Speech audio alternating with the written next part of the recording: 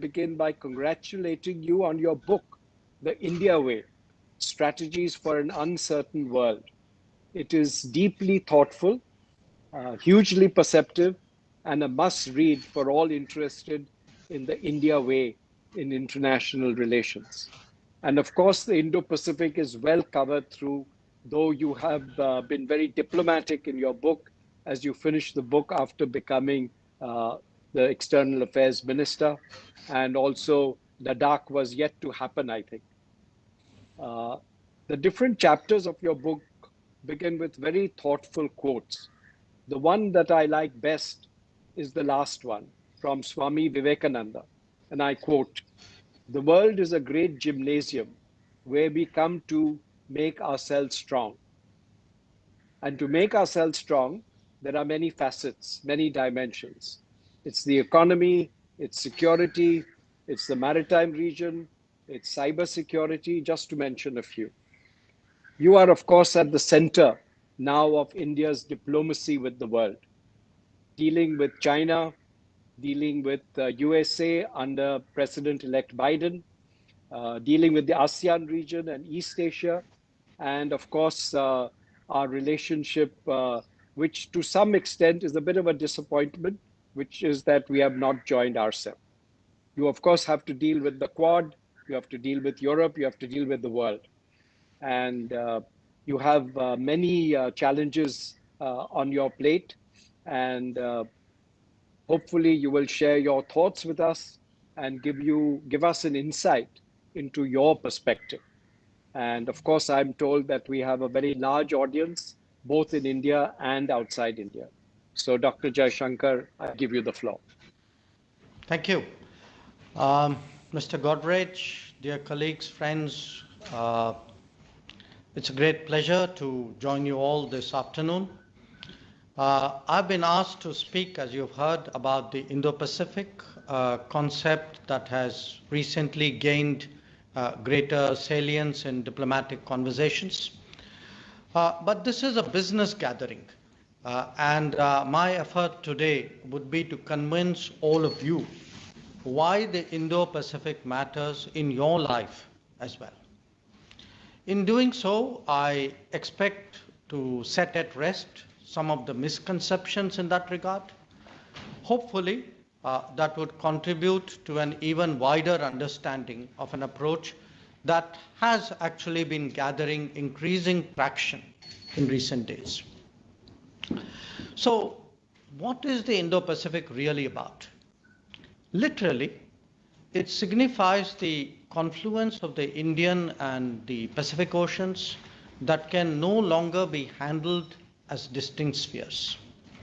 We are speaking of a maritime space that connects Africa, Asia, Eurasia's Pacific coast, Oceania, and the Pacific coast of the Americas. Over 50% of global trade traverses through this maritime domain. It is also home to over 64% of the world's population and 62% of the global GDP. And obviously, the security, stability, peace, and prosperity of this vast region is vital for the world. Now, why then are we looking at it in a joint rather than a separate manner? It is always tempting to speak of grand strategy and nuanced diplomatic signaling. The truth, however, is far more prosaic. Whether it is the yardsticks of trade and investment, connectivity and travel, or politics and security, what begins in the Pacific no longer ends there. And the same holds true for the Indian Ocean. In essence, the landscape, capabilities, and activities are now very, very different. Every nation and region would have its own version of this reality. But I can speak for India and say this. It captures a mix of our broadening horizons, widening interests, and globalized activities. Many would agree with us. Others could actually offer additional justification. Indo-Pacific, for some, can also be a resource optimization in a bigger, in a enlarged arena, or just a desire to contribute better to global challenges that now transcend old boundaries. Many have also chosen in that process to reaffirm basic principles like adherence to the rule of law. What is worth recognizing, however, is that analysis lags behind developments. As I have actually written in the book which Jamshed mentioned, Indo-Pacific is not tomorrow's forecast, but yesterday's reality. Now, this change actually reflects a regional manifestation of what are a set of larger global trends. As societies have got more globalized and power distribution rebalanced, the interests of many now extend way beyond their near proximity. This trend has been particularly strong in Asia, which has been at the heart of a new economic resurgence. Whether viewed from the perspective of resources, endeavors, or challenges, it is therefore no longer realistic to confine our thinking within the earlier box. Doing so would either mean we are being deliberately outdated or that we have chosen to make only selective exceptions. Neither, of course, suits India or indeed much of the international community. Denying Indo-Pacific is tantamount to refuting globalization. Who owns the Indo-Pacific as a concept is a debate in itself. There is as much history there as a diversity of opinion. The fact is, pretty much everyone who recognizes how important an understanding of the Indo-Pacific has become to their lives has a point of view. The contemporary record shows that India and Japan were actually the early movers, Australia and US somewhat later. The ASEAN announced its approach last year. Others in Asia have joined in as well. France, Germany, the Netherlands have all recently enunciated their official Indo-Pacific policies. And I just heard 2 days ago from the British Foreign Secretary about their Indo-Pacific tilt. In that sense, it is truly a pluralistic exercise on the importance of a theater with the resulting ideas about its future and how it's going to evolve. This active debate should be treated as a recognition of reality and a statement of priority. Quite appropriately, much of it revolves around the ASEAN, whose East Asia Summit initiative has actually long had its own Indo-Pacific connotations. Now, how does all of this unfold? Given that this region is primarily a maritime space, countries are naturally focused on building practical cooperation in that domain.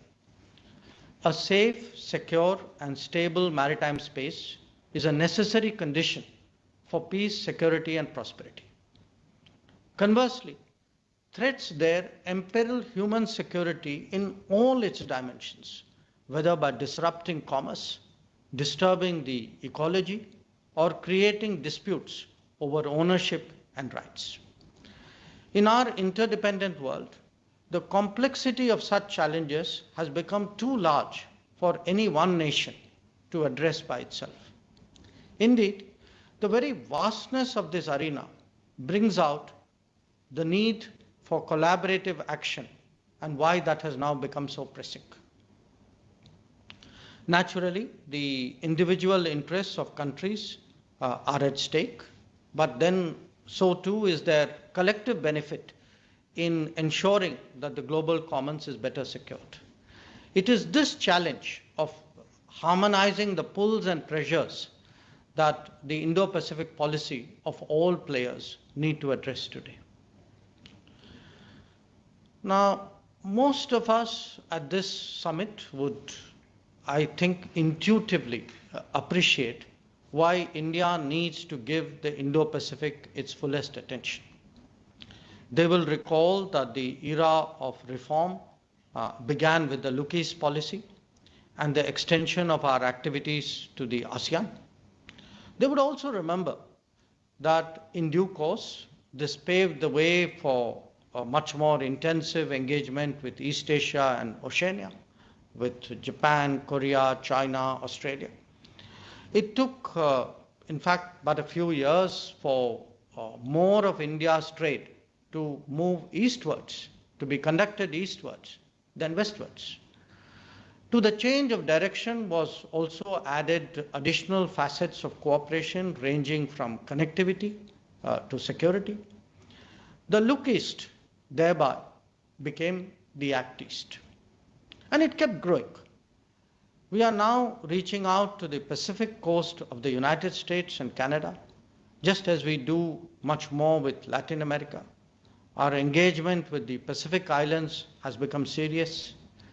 So far from being an arcane issue of international relations, the Indo-Pacific is actually a bread and butter expression of our political, economic, connectivity, travel, and societal interests. It actually relates to everything that all of you do every day. And it relies heavily on ensuring the safety and security of the maritime domain. To give that a practical shape, India has proposed an Indo-Pacific Oceans Initiative at the East Asia Summit in November last year. The IPOI, as the acronym goes, is aimed at furthering practical cooperation as an open, non-treaty based global initiative. It has 7 pillars that address different aspects of the challenges that international community faces. They range from maritime security, maritime ecology, maritime resources, capacity building and resource training, to disaster risk reduction and management, science, technology and academic cooperation, and finally, trade, connectivity, and maritime transport. The IPOI is an inclusive and open initiative seeking to better manage, conserve, sustain, and secure the maritime domain. It does not envisage creating a new institutional framework and will rely on the ASEAN-led East Asia Summit framework, though not necessarily limited to it. Think of it this way. It is like a lowest common denominator approach to shared problems that we all know require urgent and coordinated solutions. India will be the driving force, obviously, behind all the areas identified under IPOI. But we are also exploring partnerships with like-minded countries. Since the announcement of IPOI in November 2019, Australia, Japan, and ASEAN member states have all expressed willingness to work with India in these areas. In fact, Australia and Japan have agreed to lead on IPOI pillars on maritime ecology and connectivity, respectively. Given India's inherent strengths in the Indian Ocean region, we are keen to take the lead in disaster risk reduction and maritime security. India, as many of you know, has been the first responder for HADR, that is the humanitarian assistance and disaster response situations, in this region, especially since 2015. It has been, in fact, pretty much a regular effort for us, sometimes with more than one country annually. And I can, there's a long list out there, but I can say this, that this year, providing COVID relief to Maldives, Mauritius, Madagascar, Comoros, Seychelles, including by deputing our people there, as also medicines to the Pacific Islands. These are the latest in that line of endeavors.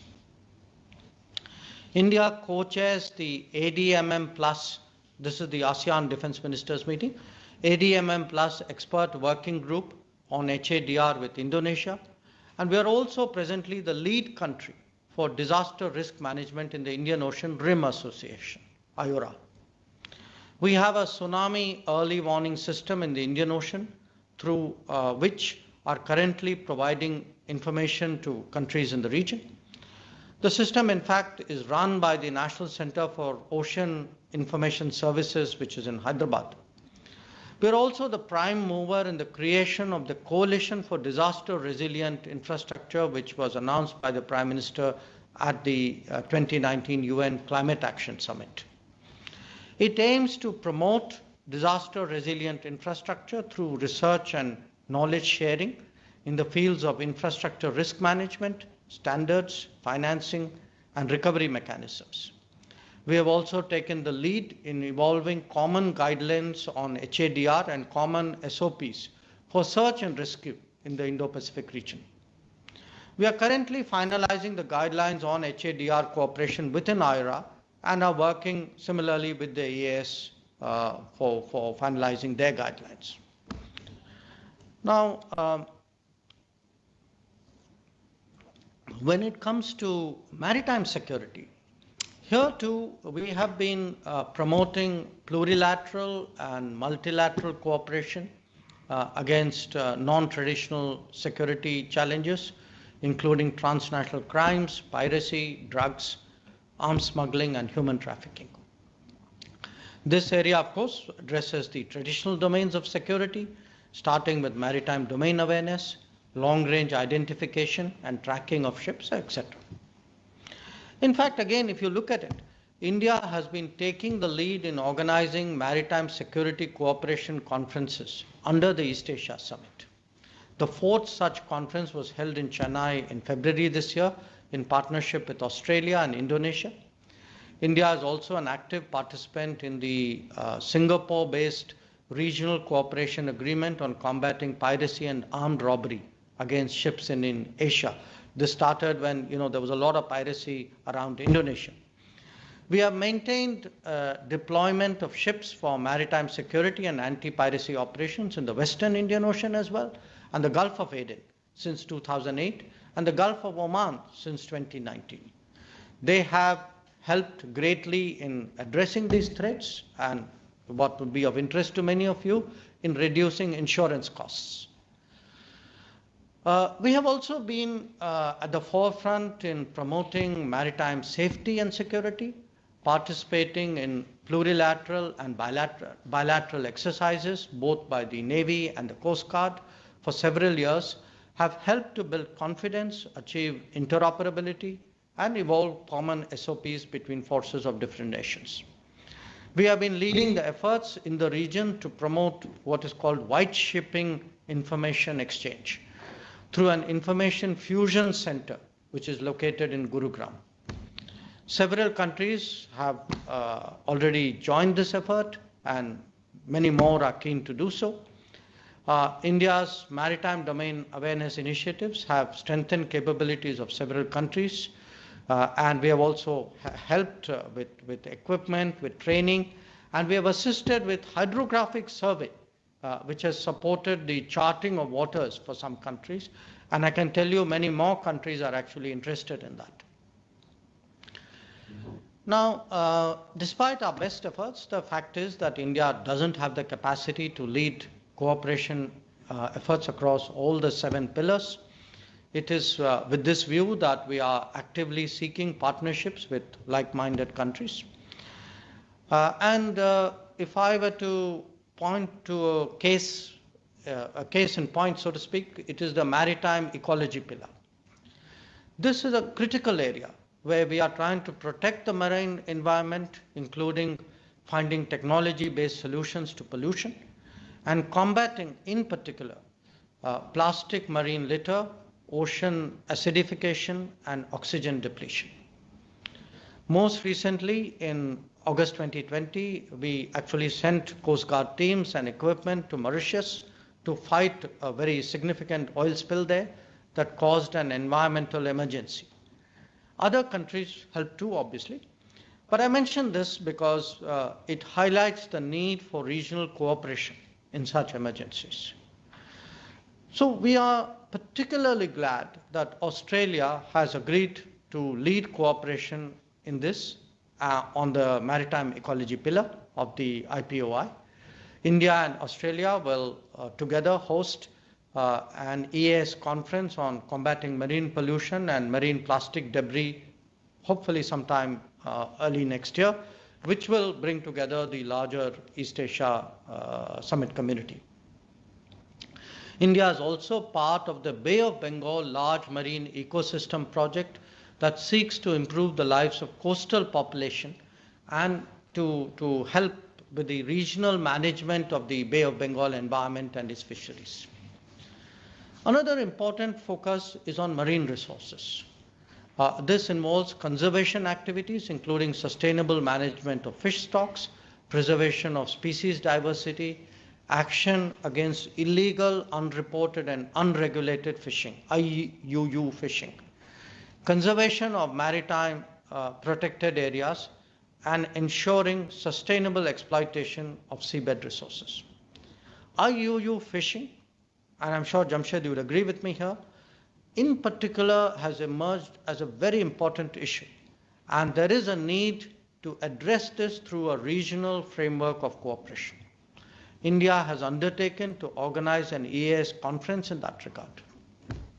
India has also been providing training through the International Training Center for Operational Oceanography, which is a UNESCO designated Category 2 center at the National Center for Ocean Information Services. In addition, there have actually been 3 ASEAN-India workshops on the blue economy that have been held so far. This is a platform for ASEAN-India expert-level discussion on developments in the blue economy, sustainable harnessing of marine resources, maritime connectivity, and maritime safety. 2 other pillars that we have identified under the IPOI are capacity building, resource sharing, and science, technology, and academic cooperation. And I'd like to speak briefly to explain why. Under them, there is a need to achieve coordinated efforts to help increase the capacity of small island states in the Indo-Pacific so that they can safeguard their own EEZs and its resources. And the fact is they have some real problems right now in doing so. This could include training of Coast Guard and maritime security officials, developing their legal skills, building capacity in maritime trade controls, handling fiscal tools, preparing for the blue economy, providing fishing zone advisories and ocean state forecasts, and developing mitigation strategies to deal with sea price levels. Cooperative studies in weather mapping, the precipitation cycle, ocean currents, migratory maritime species, marine water quality degradation, and sea level rise have also become increasingly important. After all, global weather patterns are significantly determined by the maritime domain. Practical cooperation in these areas would obviously be of great utility for the region, of course, but I think would also make a very major contribution for the global environment. So that brings me to the 7th and last pillar of the IPOI, which is the trade, connectivity, and maritime transport pillar. The importance of this pillar, of course, needs very little reiteration to a gathering like this. We have been working now for many years to realize greater connectivity in the region, connectivity in the fullest sense of the term. Our approach is, I want to emphasize, consultative, viability-driven, and partner-based. It includes roads, shipping lines, ports, air connections, and also digital connectivity. Now, these are real opportunities for Indian companies who are prepared to look at it. We have announced a $1 billion line of credit for connectivity projects with the ASEAN. And I want to share with you that, after a lot of preliminary work, projects to utilize it are now actually gathering steam. They are under now very serious discussion.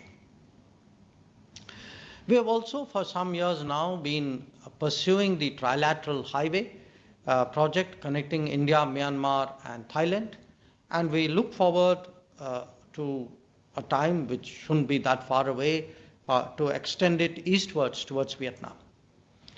We are also working on the Kaladan multimodal transit transport project that provides connectivity to the Sitwe port in Myanmar.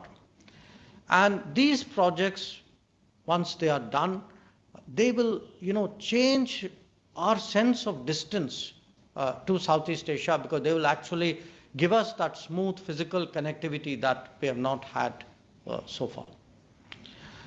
We have also started to look at building connectivity between Andaman and Nicobar and Aceh in Indonesia. And this is focused around the port of Sabang.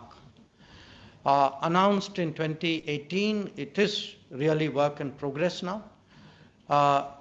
Another interesting connectivity initiative is between Ranong port in Thailand and Visakhapatnam, Chennai and Calcutta on our end. Relevant MOUs were signed last year, and again we hope to take it forward. On the other coast, India and Maldives are working to operationalize a cargo ferry service. We are also looking forward to building infrastructure and connectivity projects in Malé under Government of India lines of credit. Our infrastructure partnership with Sri Lanka is undergoing upgradation. There are very active discussions underway in a variety of projects. We are also exploring third country cooperation with Japan on projects out there. As for trade, the Indo-Pacific is obviously central to our exports and imports. We have a number of FTAs in place, but we chose not to join the RCEP after weighing the pros and cons very, very carefully. The focus today is attracting more investments and technology partnerships as part of Atmanirbhar Bharat. The PLI schemes, we believe, could make a big difference there, as indeed our continuous efforts at making it easier to do business. So overall, the cumulative impact of these activities under all the pillars of IPOI that I have brought out, tell you in a sense how much more we count in the world today. In this situation, the fact is that we will be judged by what we can deliver on the ground and on the seas. If our footprint is increasing, our responsibilities are growing too. They are taking us on new journeys to more destinations. They're also changing the manner in which we are engaging others. The Indo-Pacific speaks as much for the changes in the world as in our own aspirations. It truly reflects a new India, and I thank you for the opportunity today to share my thoughts on that subject.